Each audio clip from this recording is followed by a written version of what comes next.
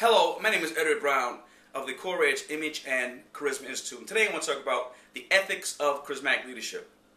Essentially, charismatic leaders are probably the most lambasted, historically speaking, of all the leadership models as relates to their character and ethical behavior. And everyone from Hitler to Stalin are guilty of that notion. Therefore, when people who are seen as charismatic give the concept of black eye, it's seen as a black eye across the board because of this emotionality and power that the leadership model exhibits.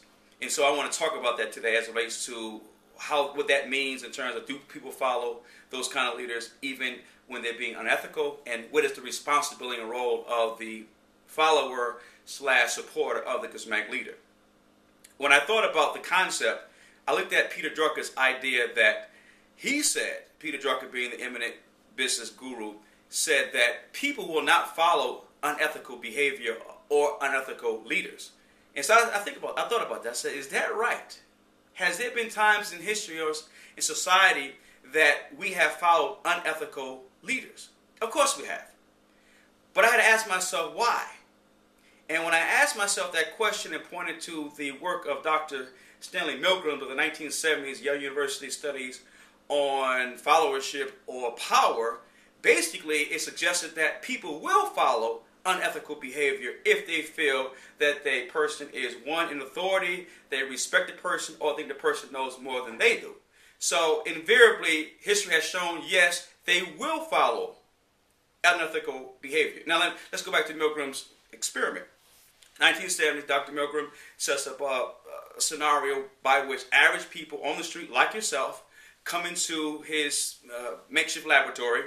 On the other side is a person who's part of the experiment, and that person is asked to yell when a buzzer goes off based on the person who's the average person like yourself, asked to push the button every time the person given the instruction tells them to. Now, if you let me break that down for you. I'm a researcher, or I'm Dr. Milgram. I say, no matter what happens or how much that person yells on the side, I want you to push that button because it's imperative that you do what I tell you to do. No matter who the person was, from average Joe on the street to CEO of a company, they went against their own sense of fair play and rightful behavior and all the particulars that they were taught in society of civility. And they went against that because someone in authority told them to push that button. And that person on the other side was screaming and seemingly almost dying because of the electrodes going through their body based on this button. Obviously, it was all set up. So the takeaway was that people will follow, against any logicality and rational on their part, a person who is in authority, a person who has more knowledge or simply more knowledge, or a person they respect.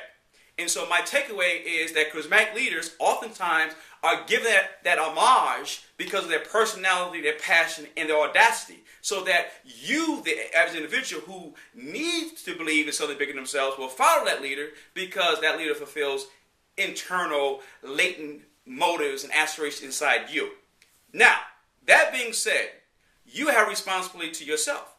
Even if the person is someone you admire, someone you think their mission is bigger than you and themselves, and that you want to follow, you still have a mind and a reasonability on your part to say, I'm not going to do this. This doesn't feel right, no matter who says that. And so if we're going to blame the charismatic leader for being a charismatic leader, as a human being, we have to take responsibility and place responsibility on the follower supporter to say that, what's your role in this whole dynamic? Until you take full responsibility of your behavior, so that leaders, charismatic, transformational, situational, whatever the leadership model they follow, until you take responsibility, the leader will go unchecked at times because he's still or she's still a human being. I believe that until you take responsibility, then we can't really bellyache or lambaste any leadership model, because at the end of the day, you want to be led, but you have to ask the leader to be responsible, respectful, and ethical. If you want more information on how to be more charismatic, persuasive, and influential, there's a website link below that you can tap into, sign up for the information, and you'll get free updates moving forward.